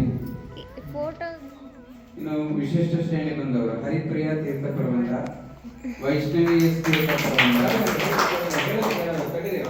ಹರಿಪ್ರಿಯ ತೀರ್ಥ ಪ್ರಬಂಧ, ವೈಷ್ಣವಿ ತೀರ್ಥ ಪ್ರಬಂಧ, ಮೃದುಲಾ ತೀರ್ಥ ಪ್ರಬಂಧ, ಸಮನಾ ತೀರ್ಥ ಪ್ರಬಂಧ, ಲಕ್ಷ್ಮೀ ಶೋಭಾನೆ ರಾಜಿತ ಪ್ರಮತಿ ಸ್ತೋತ್ರ 2ನೇ ವಿಭಾಗ, ಸಂಯಜ್ಞ ಸ್ತೋತ್ರ 1ನೇ ವಿಭಾಗ, ಪ್ರಜ್ಞಾ ಸ್ತೋತ್ರ 1ನೇ ವಿಭಾಗ. ವಿಜೇಂದ್ರಾಚಾರ್ಯರಲ್ಲಿ ಹಾಗೆ ವೈನಿಯವರಾದಂತಹ ಸರಿಯು ವೈನಿಯವರಲ್ಲೂ ಕೂಡ ವಿಶೇಷವಾಗಿ ಭಕ್ತಿ ಶ್ರದ್ಧಾಪೂರ್ವಕವಾಗಿ ಸಾಷ್ಟಾಂಗ ನಮಸ್ಕಾರಗಳನ್ನು ಸಮರ್ಪಣೆ ಮಾಡ್ತಾ ಈ ಕಾರ್ಯಕ್ರಮವನ್ನು ಮುಗಿಸ್ತಾ ಇದ್ದೇವೆ. ಶ್ರೀಕೃಷ್ಣ ಅರ್ಪಣೆ.